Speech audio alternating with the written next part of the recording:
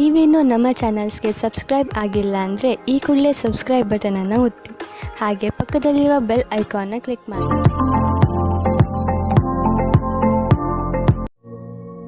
First card 6 of ಸ್ವಾರ್ಡ್ಸ್ ಬಂದಿದೆ.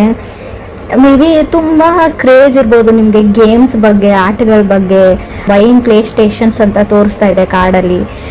Something travelling ಅಂತ ಹೇಳುತ್ತೆ, ಟ್ರಾವೆಲ್ ಮಾಡಿ ಎಲ್ಗಾದ್ರೂ ಹೋಗಬೇಕು ಅನ್ನೋ ಪ್ಲ್ಯಾನ್ ಇರುತ್ತೆ ನಿಮಗೆ. ಬಟ್ ಸ್ವಲ್ಪ ಕ್ಯಾನ್ಸಲೇಷನ್ಸ್ನ ನಾನು ಜಾಸ್ತಿ ಹೇಳ್ತೀನಿ. ಥಿಂಕಿಂಗ್ ಆಫ್ ಪಾಸಿಬಿಲಿಟೀಸ್ ಅಂತ ಹೇಳುತ್ತೆ. ರೀಲೊಕೇಟ್ ಆಗಲ್ಲ, ನೀವು ಥಿಂಕ್ ಮಾಡ್ತೀರಾ ನಾನು ರೀಲೊಕೇಟ್ ಆಗಲ್ಲ, ಶಿಫ್ಟ್ ಆಗಲ್ಲ, ಮನೆ ಚೇಂಜ್ ಮಾಡಲ್ಲ, ಮೂವ್ ಆಗಲ್ಲ, ಬೇಡವಾ, ಮೇ ಬಿ ಫಾರಿನ್ ಲ್ಯಾಂಡ್ ಅಥವಾ ಬೇರೆ ಸ್ಟೇಟ್ಗೆ, ಊರಿಂದ ಊರಿಗೆ ಅಂತ ಹೇಳ್ತಾ ಸ್ವಲ್ಪ ಟೈಮ್ ತಗೊಳುತ್ತೆ. ಮನೆಯವರಿಂದ ನಿಮ್ಮನ್ನು ದೂರ ಮಾಡುತ್ತೆ, ಫ್ಯಾಮ್ಲಿಯಿಂದ ಅಂತ ಹೇಳುತ್ತೆ. ಸೊ ಮೇಜರ್ ಇಂಡಿಕೇಶನ್ ಏನಂದರೆ ನೀವು ಯಾವ ಪ್ಲೇಸಲ್ಲಿ ಇದ್ದೀರಾ, ತುಂಬ ಜನ ಆ ಪ್ಲೇಸಲ್ಲಿ ಇರಲ್ಲ. ಸೊ ಲವ್ ಲೈಫ್ ರೀಡಿಂಗ್ ಇದೆ, ಬಟ್ 6 ಆಫ್ ಸ್ವಾರ್ಡ್ಸ್ ಇರೋದ್ರಿಂದ ಪ್ಲೇಸ್ ಚೇಂಜ್ ಆಗುತ್ತೆ ಅಂತ ಹೇಳ್ಬೋದು. ಸೊ ಏನೋ ರೀಇನ್ವೆಂಟ್ ಥರ ಆಗುತ್ತೆ. ನಿಮ್ಮ ಪಾರ್ಟ್ನರಿಂದ ನೀವು ದೂರ ಆಗ್ಬೋದು ಅಥವಾ ಅವ್ರ ಹತ್ರನೂ ಆಗ್ಬೋದು. ಕೆಲವರಿಗೆ ಚೇಂಜಿಂಗ್ ಆಫ್ ಪ್ಲೇಸ್ ಹೇಳುತ್ತೆ. 6 ಆಫ್ ಸ್ವಾರ್ಡ್ಸ್ ಅಂದರೆ ಏನು, ಒಂದು ನಿಮಗೆ ಪಾರ್ಟ್ನರ್ ಮೇಲೆ ಒಂಥರ ಕಿರಿಕಿರಿ ಮಾಡ್ತಾರೆ, ಪದೇ ಪದೇ ಕಾಲ್ ಮಾಡಿ, ಪದೇ ಪದೇ ಮೆಸೇಜ್ ಮಾಡಿ, ಅದರ್ ಪರ್ಸನ್ ಅಂತ ಅನ್ನಿಸ್ಬೋದು. ಅಥವಾ ಅದರ್ ಪರ್ಸನ್ಗೆ ನೀವು ಆ ಥರ ಮಾಡ್ತೀರಾ ಅಂತ ಕೂಡ ಅನ್ಸ್ಬೋದು 6 ಆಫ್ ಸ್ವಾರ್ಡ್ಸ್ ಇರೋದ್ರಿಂದ. ಸೆಕೆಂಡ್ ಕಾರ್ಡ್ ನನಗೆ 5 ಆಫ್ ಪೆಂಟಿಕಲ್ಸ್ ಬಂದಿದೆ. ಮೇ ಬಿ ತುಂಬ ಇನ್ವೆಸ್ಟ್ ಮಾಡಿದ್ದೀರಾ ಟೈಮ್ ಆ್ಯಂಡ್ ಮನಿ ರಿಲೇಷನ್ಶಿಪ್ಗೆ ಅಂತ ಅನಿಸುತ್ತೆ ಕೆಲವರು. ಬಟ್ ನೀವು ಅಂದ್ಕೊಂಡಂಗೆ ಏನೂ ಆಗ್ತಾ ಇಲ್ಲ ಅಂತ ಕೂಡ ಅನ್ನಿಸ್ತಾ ಇದೆ. ಹಣ ಹೋಯಿತು, ಟೈಮ್ ಹೋಯಿತು, ತುಂಬ ಡೇಟ್ ಮಾಡಿದ್ದೀರಾ ಆ ಪರ್ಸನ್ನ. ಬಟ್ ಅಂಡರ್ಸ್ಟ್ಯಾಂಡಿಂಗ್ ಏನೂ ಬೆಳೆದೇ ಇಲ್ಲ, ಅವ್ರು ನನ್ನನ್ನು ಅರ್ಥನೇ ಮಾಡ್ಕೊಂಡಿಲ್ಲ. ಏನು ಹೀಗೆ ಆದರೆ ಹೇಗೆ, ಮುಂದೆ ಫ್ಯೂಚರು, ಭವಿಷ್ಯ ಹೇಗೆ ಅಂತ ಥಾಟ್ಸ್ ಸ್ಟಾರ್ಟ್ ಆಗುತ್ತೆ ನಿಮಗೂ. ಅಥವಾ ಅದರ್ ಪರ್ಸನ್ ಅಂದರೆ ನೀವು ಕನೆಕ್ಟ್ ಆಗಿರೋ ವ್ಯಕ್ತಿ, ಮೇ ಬಿ ನೀವು ಮದುವೆನೇ ಆಗಿರ್ಬೋದು ಅಥವಾ ರಿಲೇಷನ್ಶಿಪ್ಪಲ್ಲಿರ್ಬೋದು, ಕಮಿಟ್ ಆಗಿರ್ಬೋದು. ಥರ್ಡ್ ಕಾರ್ಡ್ ಕಿಂಗ್ ಆಫ್ ಸ್ವಾರ್ಡ್ಸ್ ಬಂದಿದೆ. ಕೆಲವರು ಕಿಂಗ್ ಆಫ್ ಸ್ವಾರ್ಡ್ಸ್ ಅಂದರೆ ಯಾವುದೋ ಒಬ್ಬ ವ್ಯಕ್ತಿನ ನಿಮ್ಮ ಲೈಫಿಂದ ಕಟ್ ಆಫ್ ಮಾಡ್ತೀರಾ ನೀವು. ಚೇಂಜ್ ಅಂತ ಹೇಳ್ತೀನಿ. ತುಂಬ ಕಾನ್ಫಿಡೆನ್ಸ್ ಇರುತ್ತೆ. ಮೇ ಬಿ ಕೆಲವ್ರಿಗೆ ಈ ಥರ ಹೇಳ್ತೀನಿ ಅಂತ ತಪ್ಪು ತಿಳ್ಕೊಬೇಡಿ. 5 ಇಯರ್ಸಿಂದ ಮದುವೆ ಆಗಿರೋರು ಕೂಡ ಸಪ್ರೇಟ್ ಆಗುವಂಥ ಚಾನ್ಸಸ್ ಇದೆ. ಮದುವೆ ಆಗಿ 5 ಇಯರ್ಸ್ ಆದರೂ ಸಪ್ರೇಟ್ ಆಗ್ತೀರಾ, ಡಿವೋರ್ಸ್ಗೆ ಅಪ್ಲೈ ಮಾಡ್ತೀರಾ ಕೆಲವರು. ಪೇಷನ್ಸ್ ಇಸ್ ಎ ಕೈ. ಸ್ಪೀಚ್ ಬಗ್ಗೆ ಹೇಳ್ತೀನಿ ನಾವು. ನೀವು ಹೇಗೆ ಮಾತಾಡ್ತೀರಾ ಅದ್ರ ಬಗ್ಗೆ ಹುಷಾರಾಗಿರಿ. ಅಲ್ಲ ಏನಾದರೂ ಆಗಲಿ ನಾನು ದೂರ ಆಗೋಕ್ಕೂ ರೆಡಿ ಇದ್ದೀನಿ ಅನ್ನೋ ಹಾಗಿದ್ರೆ ಮಾತ್ರ ಜಗಳ ಮಾಡ್ಕೊಳ್ಳಿ. ಸಣ್ಣ ಪುಟ್ಟ ಜಗಳ ನಿಮ್ಮನ್ನು ಬೇರೆ ಮಾಡುತ್ತೆ. ಆದಷ್ಟು ಮಾತಾಡದೆ ಇದ್ಬಿಡಿ ಅಂತ ನಾನು ಹೇಳ್ತೀನಿ. ಫೋರ್ತ್ ಕಾರ್ಡ್ ನನಗೆ 9 ಆಫ್ ಸ್ವಾರ್ಡ್ಸ್ ಬಂದಿದೆ. ಆಂಗ್ಸೈಟಿ, ತುಂಬ ಆತಂಕ, ಸ್ಟ್ರೆಸ್ಸು, ಡಿಪ್ರೆಷನ್ಗೆ ಹೋಗ್ಬೋದು ನೀವು 9 ಆಫ್ ಸ್ವಾರ್ಡ್ಸ್ ಅಂದರೆ. ಆಲ್ಮೋಸ್ಟ್ ಕೆಲವ್ರದ್ದು ಸಪ್ರೇಷನ್ ಲೆವೆಲಿಗೆ ಬಂದು 9 ಆಫ್ ಸ್ವಾರ್ಡ್ಸು ಕೆಲವ್ರದ್ದು ಭಯ ಆಗೋಕ್ಕೆ ಶುರುವಾಗ್ಬಿಡುತ್ತೆ. ನಾನು ಯಾಕೆ ಇಷ್ಟು ಚಿಕ್ಕ ವಿಷಯಕ್ಕೆ ಜಗಳ ತಗೊಂಡೆ, ನಾನು ದೂರ ಆಗ್ತಾ ಇದ್ದೀನಿ ಅಂತ. ಸೊ ನಾನು ಮುಂಚೆನೇ ಇಂಡಿಕೇಶನ್ ಕೊಡ್ತಾ ಇದ್ದೀನಿ, ಸುಮ್ಮನಿದ್ದು ಬಿಡಿ. ಫಿಫ್ತ್ ಕಾರ್ಡ್ ನನಗೆ 7 ಆಫ್ ಕಪ್ಸ್ ಬಂದಿದೆ. ಸೊ ನಿಮಗೆ ಯಾರೋ ಮೋಸ ಮಾಡ್ತಾ ಇದ್ದಾರೆ. 7 ಆಫ್ ಕಪ್ಸ್ ಮೀನ್ಸ್ ನೀವು ಕನೆಕ್ಟ್ ಆಗಿರೋ ವ್ಯಕ್ತಿ ಚೀಟ್ ಮಾಡ್ತಾ ಇದ್ದಾರೆ ಅಂತ ಅರ್ಥ ಆಗುತ್ತೆ. ಮೋಸ ಮಾಡ್ತಾ ಇದ್ದಾರೆ ನಿಮಗೆ ಅಂತ ಕೂಡ ಕಾರ್ಡ್ ಹೇಳ್ತಾ ಇದೆ. ಅಬ್ಸರ್ವ್ ಮಾಡಿ, ಹುಷಾರಾಗಿರಿ. ಅವ್ರು ಬಣ್ಣದ ಮಾತಿಗೆ ಮಳ್ಳಾಗಬೇಡಿ ಅಂತ ಹೇಳ್ತೀನಿ. ಈ ರಿಲೇಷನ್ಶಿಪ್ಗೆ ನಿಮಗೆ ರಿಲೇಟಿವ್ಸ್ ಕಡೆಯಿಂದನೂ ಬರ್ಬೋದು, ಮದುವೆ ಫಿಕ್ಸ್ ಆಗೋ ಲೆವೆಲಿಗೆ ಇರ್ಬೋದು, ಆಲ್ರೆಡಿ ಎಂಗೇಜ್ಮೆಂಟ್ ಆಗಿರ್ಬೋದು. ಬಟ್ ಅವ್ರು ಹೇಳಿರೋದೆಲ್ಲ ಸುಳ್ಳು ಕಾರ್ಡ್ ಹೇಳ್ತಾ ಇದೆ. ಎಲ್ರಿಗೂ ಅನ್ವಯಿಸುತ್ತೋ ಇಲ್ವೋ ಗೊತ್ತಿಲ್ಲ, ಬಟ್ ಕೆಲವರಿಗೆ ಖಂಡಿತವಾಗ್ಲೂ. 6th ಕಾರ್ಡ್ ನನಗೆ ಪೇಜ್ ಆಫ್ ಸ್ವಾರ್ಡ್ಸ್ ಬಂದಿದೆ. 7th ಕಾರ್ಡ್ 7 ಆಫ್ ಪೆಂಟಿಕಲ್ಸ್ ಬಂದಿದೆ. ನೀವು ತುಂಬ ಟ್ರೈ ಮಾಡಿದ್ದೀರಾ, ಯುವರ್ ಬೆಸ್ಟ್ ವೇಟ್ ಮಾಡಿದ್ದೀರಾ, ಎಲ್ಲ ಮಾಡಿದ್ದೀರಾ. ಬಟ್ ಕಂಟ್ರೋಲ್ ಮಾಡೋಕೆ ಆಗ್ತಾ ಇಲ್ಲ ನಿಮಗೆ. ಯಾರನ್ನು ಚೂಸ್ ಮಾಡಲಿ ಅಥವಾ ಯಾರನ್ನು ಬಿಡಲಿ ಅನ್ನೋ ಲೆವೆಲಿಗೆ. ಆ ರಿಲೇಷನ್ಶಿಪ್ಪಲ್ಲಿ ಇರೋಕ್ಕೂ ನೀವು ತುಂಬ ಟ್ರೈ ಮಾಡಿದ್ರಿ. ಮದುವೆ ಆಗಿ ತುಂಬ ವರ್ಷ ಆಯಿತು, ಇವಾಗ ಬಿಡೋಕ್ಕೂ ಆಗಲ್ಲ. ಗೌರವ, ಮಾನ, ಮರ್ಯಾದೆ ಪ್ರಶ್ನೆ ಎಲ್ಲ ಯೋಚನೆ ಮಾಡಿದ್ರಿ. ಬಟ್ ಕಡೆಗೆ ಬೇರೆ ದಾರಿ ಇಲ್ಲ ಅಂತ ಕೆಲವ್ರಿಗೆ ಅನಿಸಿರ್ಬೋದು. ಸಪ್ರೇಟು ಆಗ್ತಾ ಇದ್ದೀರಾ ಕೆಲವರು ಅಂತ ಹೇಳ್ತಾ ಇದೆ. 6 ಆಫ್ ಸ್ವಾರ್ಡ್ಸ್ ಏನು ಹೇಳುತ್ತೆ ಅಂದರೆ, ಆ ವ್ಯಕ್ತಿ ನಿಮ್ಗೆ ಚೀಟ್ ಮಾಡ್ತಾ ಇದ್ದಾರೆ ಅಂತ ಗೊತ್ತಿದೆ, ನಿಮಗೆ ಮೋಸ ಮಾಡ್ತಾ ಇದ್ದಾರೆ ಅಂತ ಗೊತ್ತಿತ್ತು. ಬಟ್ ಆದರೂ ಇಷ್ಟು ವರ್ಷಗಳ ಕಾಲ ಇದ್ರಿ, ಬಟ್ ಇನ್ನು ಮುಂದೆ ಆಗ್ತಾ ಇಲ್ಲ. ಸೊ ನೀವೆಷ್ಟು ಪ್ರಯತ್ನ ಪಡಬೇಕು ಅಷ್ಟು ಪಟ್ಟಿದ್ದಾಗಿದೆ. ಸೊ ಅದ್ರ ಬಗ್ಗೆ ಗಿಲ್ಟಿ ಫೀಲ್ ಮಾಡ್ಕೊಳ್ಬೇಡಿ ಅಂತಲೇ ನಾನು ಹೇಳ್ತೀನಿ. ಸೊ ಲೆಟ್ ಗೋ ಮಾಡಿ, ಮೂವ್ ಆನ್ ಆಗಿ, ನಿಮ್ಮ ಲೈಫಿಗೆ ಏನು ಬೇಕೋ ಅದನ್ನು ನೀವು ಮಾಡ್ಕೊಳ್ಳಿ ಅಂತಲೇ ಕಾರ್ಡ್ ಹೇಳ್ತಾ ಇದೆ. ಸೊ 8th ಕಾರ್ಡ್ ನನಗೆ 4 ಆಫ್ ಕಪ್ಸ್ ಬಂದಿದೆ. 4 ಆಫ್ ಕಪ್ಸ್ ಅಂದರೆ ನಿಮಗೆ ಮಲ್ಟಿಪಲ್ ಆಪ್ಷನ್ಸ್ ಬರುತ್ತೆ ಖಂಡಿತವಾಗ್ಲೂ. ಸೊ ಕೇರ್ಫುಲ್ಲಾಗಿ ಅದರಲ್ಲಿ ನೀವು ಚೂಸ್ ಮಾಡ್ಕೊಳ್ಬೇಕಾಗುತ್ತೆ. ಇದು ನಿಮ್ಮ ಲೈಫ್ ಪ್ರಶ್ನೆ. ಸೊ ಮದುವೆಗೆ ರೆಡಿ ಮಾಡ್ಕೊಳ್ತಾ ಇದ್ದೀರಾ ಅಂತಲೂ ಗೊತ್ತು, ಸೆಟ್ಲ್ ಆಗಬೇಕು ಅಂತ ಡಿಸೈಡ್ ಮಾಡಿದ್ದೀರಾ ಅವರು.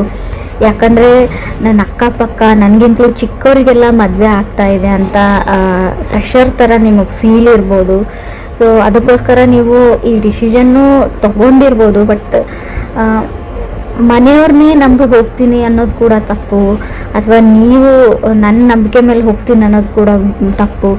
ಇಬ್ರಿಗಂತೂ ಡಿಸ್ಕಸ್ ಮಾಡಿಬಿಟ್ಟು ಸ್ವಲ್ಪ ಯಾರಿಗಾದ್ರೂ ಗೊತ್ತಿರೋರಿಗೆ ಅವ್ರ ಬಗ್ಗೆ ಇನ್ನೊಂದು ಸರ್ತಿ ಕಡೇ ಸರ್ತಿ ಎಂಕ್ವೈರಿ ವಿಚಾರಣೆ ಮಾಡಿ ವಿಚಾರಿಸಿ ಈ ಮುಂದಕ್ಕೆ ಹೆಜ್ಜೆ ಇಡೋ ಸರಿ ಅಂತ ಹೇಳ್ತೀನಿ.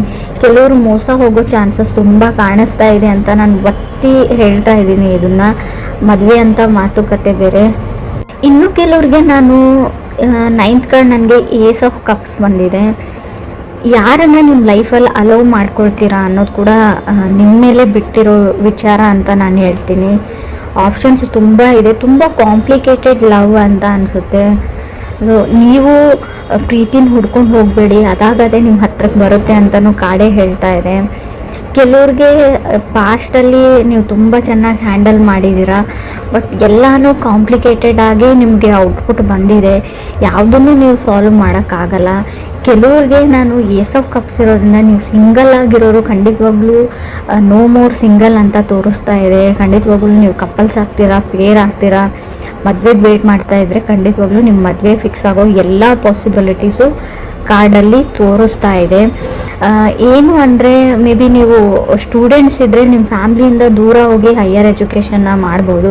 ಬಟ್ ನಿಮ್ಮ ಪ್ರೀತಿ ಪಾತ್ರನ, ನಾನು ಲವ್ ಅಂದರೆ ರಿಲೇಷನ್ಶಿಪ್ ಅಂದರೆ ಹುಡುಗ ಹುಡುಗಿ ಅಥವಾ ಹೆಣ್ಣು ಗಂಡು ಮತ್ತೇನೇ ಇರುತ್ತೆ ಅಂತ ಹೇಳಲ್ಲ. ಮೇ ಬಿ ನೀವು ಯಾರನ್ನ ತುಂಬ ಪ್ರೀತಿಸ್ತೀರಾ ಅವರಿಂದ ಸ್ವಲ್ಪ ದೂರ ಹೋಗಬೇಕಾಗುತ್ತೆ ಅಂತ ರೀಡಿಂಗ್ ಹೇಳ್ತಾ ಇದೆ. ರೀಲೋಕೇಟ್ ಆಗ್ಬೋದು ನೀವು ಅಂತ. ಸೊ ಕೆಲವ್ರಿಗೆ ಬೇಸಿಕಲಿ ರಿಲೇಷನ್ಶಿಪ್ಪಲ್ಲಿ ತುಂಬ ಬೇಗ ಬೀಳುವಂಥ ಚಾನ್ಸಸ್ ಇದೆ. ಫಾಲಿನ್ ಇನ್ ಲವ್ ಅಂತ ಕೂಡ 7 ಆಫ್ ಕಪ್ಸ್ ಇರೋದ್ರಿಂದ, ಅದು 5th ಪ್ಲೇಸಲ್ಲಿ ಸೆವೆಂತ್ ಕಾರ್ಡ್ ಬಂದರೆ, 7 ಆಫ್ ಕಪ್ಸ್ ಬಂದರೆ, ನಾವು ಪೇಜ್ ಆಫ್ ಸಾರ್ಟ್ಸ್ ಮಧ್ಯೆ ಬಂದರೆ ಖಂಡಿತವಾಗ್ಲೂ ಅಷ್ಟೇ ಬೇಗ ಬ್ರೇಕಪ್ ಮಾಡ್ಕೊಳ್ಳೋವಂಥ ಚಾನ್ಸಸ್ ಇದೆ. ಸೊ ನಿಧಾನವೇ ಪ್ರಧಾನ ಅಂತ ಹೇಳ್ತೀವಿ. ತಾಳ್ಮೆ ತುಂಬ ಇಂಪಾರ್ಟೆಂಟು. ಇನ್ನೂ ಕೆಲವ್ರಿಗೆ ನೀವು ಮ್ಯಾರಿಡ್ ಇರ್ಬೋದು ಅಥವಾ ರಿಲೇಷನ್ಶಿಪ್ಪಲ್ಲಿ ಇರ್ಬೋದು, ಏನೋ ಸಣ್ಣ ಪುಟ್ಟ ವಿಷಯಕ್ಕೆ ಜಗಳ ಬರುತ್ತೆ ನಿಮ್ಮ ಮಧ್ಯೆ. ಮುಂಚೆ ಬರ್ತಾಯಿತ್ತು, ಹಾಗೆ ಪ್ಯಾಚಪ್ ಆಗ್ತಾಯಿತ್ತು ಅಂದರೆ ಇನ್ನು ಮುಂದೆ ಪ್ಯಾಚಪ್ ಆಗೋ ಚಾನ್ಸಸ್ ಇಲ್ಲದೆ ಇರೋದ್ರಿಂದ ಜಗಳ ಮಾಡಿಕೊಂಡ್ರೂ ಸುಮ್ಮನೆ ಇರೋದು ಒಳ್ಳೆಯದು. ನಿಮಗೆ ಸ್ಪೆಷಲಿ ಹೇಳ್ತಾ ಇದ್ದೀನಿ, ನೀವು ಸುಮ್ಮನೆ ಇರೋದ್ರಿಂದ ನಿಮ್ಮ ರಿಲೇಷನ್ಶಿಪ್ ಉಳ್ಕೊಳ್ಳುತ್ತೆ. ಯಾವುದೇ ರಿಸ್ಕನ್ನು ಕೂಡ ತಗೊಳ್ಳದೇ ಇರೋದು ಬೆಟ್ರು. ನಾನೇನೋ ಹೇಳಬೇಕು ಯಾರಿಗೂ, ನಿಮ್ಮ ಬಾಸ್ ಇರಲಿ, ನಿಮ್ಮ ಮನೆಯವ್ರು ಇರಲಿ, ಅಥವಾ ನಿಮ್ಮ ತಂದೆ ತಾಯಿ ಇರಲಿ, ಅಥವಾ ನೀವು ಪ್ರೀತಿಸಿದ ವ್ಯಕ್ತಿನೇ ಇರಲಿ. ಸೊ ಅವ್ರಿಗೂ ಕೂಡ ನೀವು ಯಾವಾಗಲೂ ಅದೇ ಮಾತು ಹೇಳ್ತಾ ಇರ್ತೀರ, ಬಟ್ ಆ ಮಾತು ಮುಂಚೆ ಹರ್ಟ್ ಆಗಿರಲ್ಲ. ಬಟ್ ಇವಾಗ ನೀವೇನಾದರೂ ಹೇಳಿದರೆ ಅದೇ ಮಾತು ತುಂಬ ದೊಡ್ಡ ಮಟ್ಟದ ಗಾಯ ಮಾಡುತ್ತೆ ಅವ್ರಿಗೆ. ಇದರಿಂದ ಎಲ್ಲನೂ ನೀವು ಕಟ್ಟಿರೋ ಏನು ಹೇಳ್ತೀರ, ಇಲ್ಲಿವರೆಗೂ ಕಟ್ಕೊಂಡು ಬಂದಿರೋ ಸಂಪಾದಿಸಿದಂಥ ರಿಲೇಷನ್ಶಿಪ್ಪು, ಬಾಂಧವ್ಯ ಎಲ್ಲನೂ ಮುರಿದೋಗೋವಂಥ ಚಾನ್ಸಸ್ ಇದೆ. ರೀಡಿಂಗ್ ನೆಗೆಟಿವ್ ಅಂತ ಅಂದ್ಕೊಳ್ಬೇಡಿ, ತುಂಬ ಪಾಸಿಟಿವ್ನೆಸ್ ಇದೆ ಇಲ್ಲಿ. ಮದುವೆ ಆಗುತ್ತೆ, ಮದುವೆ ಫಿಕ್ಸ್ ಆಗುತ್ತೆ, ರಿಲೇಷನ್ಶಿಪ್ಪಲ್ಲಿ ಇರ್ತೀರಾ, ಫಾರಿನ್ ಲ್ಯಾಂಡಿಗೆ ಹೋಗೋ ಎಲ್ಲ ಚಾನ್ಸಸ್ ಇದೆ, ರಿಲೊಕೇಶನ್ ಇದೆ, ಹೈಯರ್ ಸ್ಟಡೀಸ್ ಇದೆ. ಕೆಲವ್ರಿಗೆ ನೀವು ಪ್ರೀತಿಸಿದ ವ್ಯಕ್ತಿನೂ ನಿಮ್ಗೆ ಸಿಗ್ತಾರೆ. ಬಟ್ ನಿಮ್ಮ ಮಾತಿನ ಬಗ್ಗೆ ಅಷ್ಟೇ ನೀವು ಗಮನ ಇರಬೇಕು. ಜಗಳ ಮಾಡ್ಕೊಳ್ಬಾರ್ದು ಅಷ್ಟೇ. ಕೆಲವ್ರು ಖಂಡಿತ ಜಗಳ ಆಗುತ್ತೆ, ಅವಾಗ ನಿಮ್ಗೆ ಆತಂಕ ಆಗುತ್ತೆ, ಸ್ಟ್ರೆಸ್ ಆಗುತ್ತೆ.